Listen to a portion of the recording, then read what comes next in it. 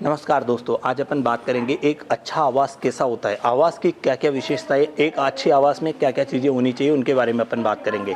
देखो, आवास दो प्रकार के होते हैं, एक बंद आवास होता है और एक खुला आवास होता है। खुले आवास में एक खुला बाड़ा होता है जिसको गाँव में बाड़ा बोलते हैं, वहाँ उसमें सारे जानवरों को छोड़ दिया जाता है। जानवर अपने हिसाब से खाना खाते रहते हैं, अपने हिसाब से पानी पीते रहते हैं। एक नांद होती है पर्टिकुलर जिसके अंदर सारे जानवर ही पानी पीते हैं, और एक ठाण होती है जिसके अंदर सारे जानवर ही लगातार चारा खाते हैं। उसके बाद बात करते हैं बंद आवास की। तो बंद आवास दो प्रकार का होता है, एक होता है मुंह से मुंह विधि और एक होता है पूंछ से पूंछ विधि।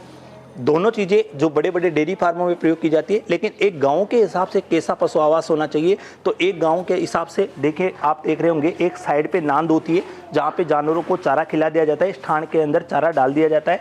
आप इसके अंदर किसी भी प्रकार का देखो थोड़ा सा ऊपर होना चाहिए, क्योंकि ठाण जैसे भी है तो आप हाइट देख रहे होंगे, छोटे बच्चों के लिए, छोटे जो बछड़े होते हैं, चाहे वो गाय भैंस का बछड़ा हो चाहे नॉर्मल जो बच्चा होता है उनके लिए, और वो आगे जो आपको नांद दिख रही है वो बड़े बड़े जानवरों के लिए, जैसे गाय है भैंस है उनके लिए।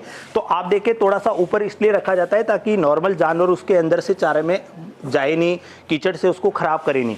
फिर उसके बाद जब पर्स और नालियों की बात करते हैं तो अपन इसकी जो पर्स होता है वो अच्छी गुणवत्ता का होना चाहिए ताकि कीचड़ नहीं होगा।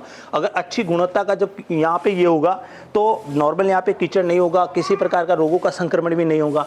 जो इसके अंदर ऊपर जो लगा रखा है तो ऐसा होना चाहिए ताकि एक साइड पे आना चाहिए। वैसे तो क्या होता है कि जब बड़े बड़े डेयरी फार्मों पर एक पर्टिकुलर जब पशु आवास बनाया जाता है तो उसके अंदर लंबाई पूर्व से पश्चिम रखते हैं, चौड़ाई उत्तर से दक्षिण रखते हैं। लेकिन एक गांव के हिसाब से जो मैं आपको बता रहा था तो ऐसे रखा जाता है। सर्दियों के हिसाब से एक ऐसी ग्रीन वाली जो नेट लगा दी जाती है ताकि ऑक्सीजन का भी आवागमन होता रहे और जानवरों को सर्दी भी नहीं लगे। इन सब चीज़ों का आपको ध्यान रखना चाहिए।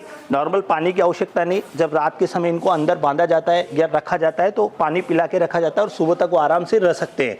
तो एक चीज़ आपको याद रखनी है कि इनको पानी ऐसा होना चाहिए कि जैसे जानवर टॉयलेट करते हैं तो वो बाहर निकलना चाहिए, यहाँ इकट्ठा भी नहीं होना चाहिए, क्योंकि अगर वो यहाँ इकट्ठा रहेगा तो यहाँ पे कीचड़ होगा और जानवर बीमार रहेंगे, ठंड लग जाएगी उनको। तो इन सब चीज़ों का आपको ध्यान रखना है।